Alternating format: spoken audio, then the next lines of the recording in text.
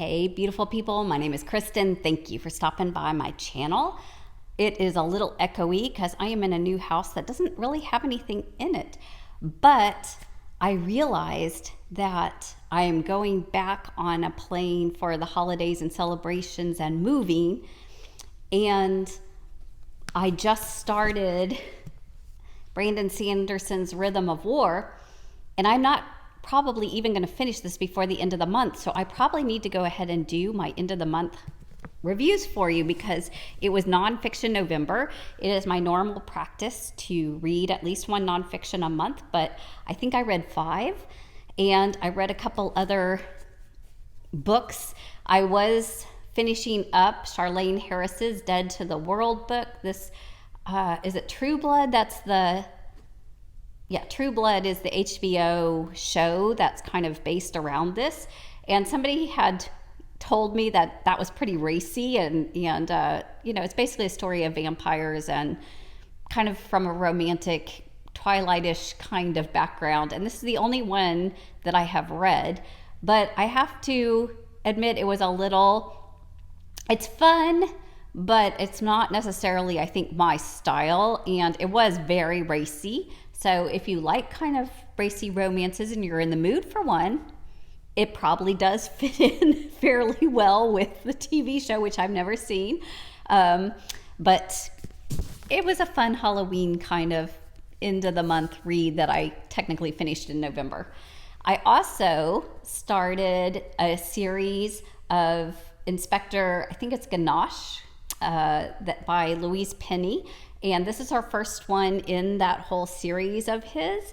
And I really enjoyed it. It is very much Agatha Christie, almost a cozy read, although there wasn't any sex or extreme violence, but it was your classic murder mystery whodunit, and I really enjoyed it. I did suspect the person who ended up doing it, but I did not have it all solved, which is a perfect thing, right? You're engaged, you're going along. This particular story, The Still Life, is talking about how people get stuck in their habits and ways and never really fully live. And so it's talking about a smaller town. There is a woman who is the sweet old lady that everybody loves, but then she's murdered and nobody can really give a good reason for it. And they have to dig really deep. And there's a mystery around her house and her estate and trying to figure out her painting. So there's also a painting element, which also is a take on the still life theme.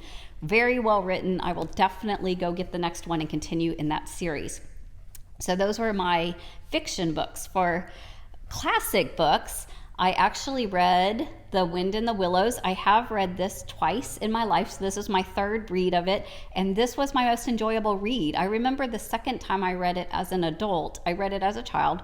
Then when I read it as an adult, I remember thinking, particularly Toad was just really frustrating and annoying character, but it's the adventures of woodland animals, a mole, a rat, a badger, and a toad, and every chapter is kind of a new little mini adventure, but Toad is got some money and some power and just is a bad boy frog.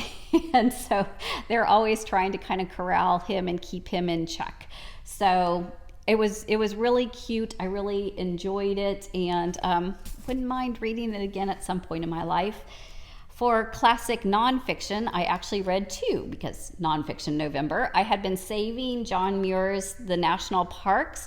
He is an author that is often compared to Thoreau or some of the wilderness writers, and I totally get why. He goes into in-depth in this book, particularly around Yosemite and Yellowstone, and gives accounts. I admit I got a little kind of bogged down in a lot of the trees and plant descriptions.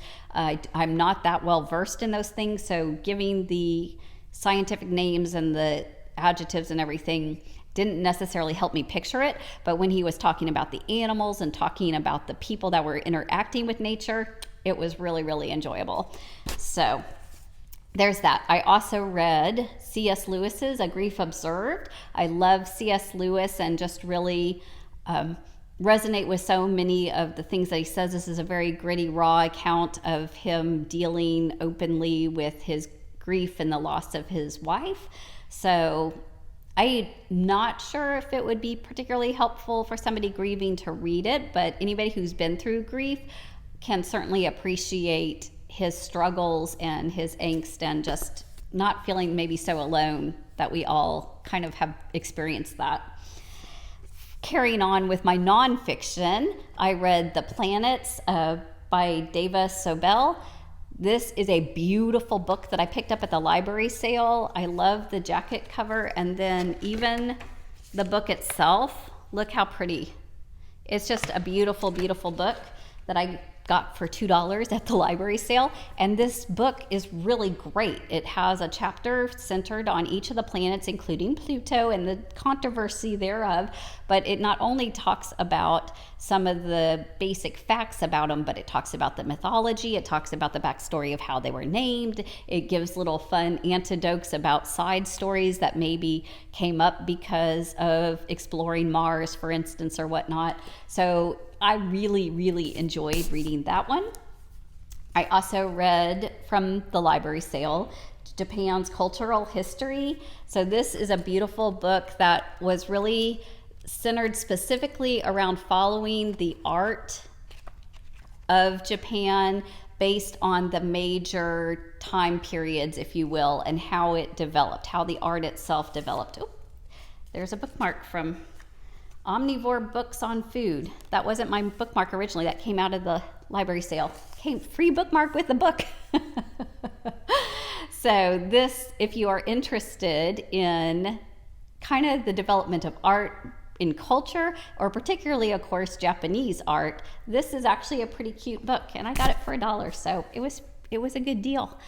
The last nonfiction that I read for Nonfiction November was out of a new subscription that I got. I can put a little card icon up in the corner for world travel, and the destination was Ireland, and the nonfiction book that got sent to me was Finding Ireland, Richard Tillinghast. And this is interesting because he moved and actually lived in Ireland for, this documents about 15 years, from like 90 to 2005. And just talking about the history of Ireland, but based on its artists, particularly writers and poets, but also painters, sculptors, going through a little bit of textiles, just talking about, again, art being reflected into the regions. And it was particularly fun reading over his observations of the small townness that he experienced, kind of going out even in the 90s. And then by 2000, how the whole area that had been remote when he moved there was really modernizing. It was having population explosion. It was having tourist even explosions at that point.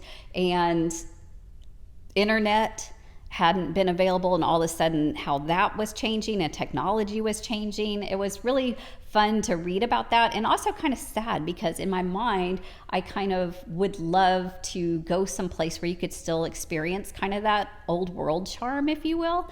And so, you know, he was noting at the end of the book how that was now kind of gone, and that he really relished the fact that he had experienced it and gone through that transition. So I was kind of a little jealous, to be honest, but you know what? That's one of the reasons we get to read, is that we get to experience things through authors and through books, and to, you know, go through that with them. So those are the books that I read this month. It was a good reading month for me.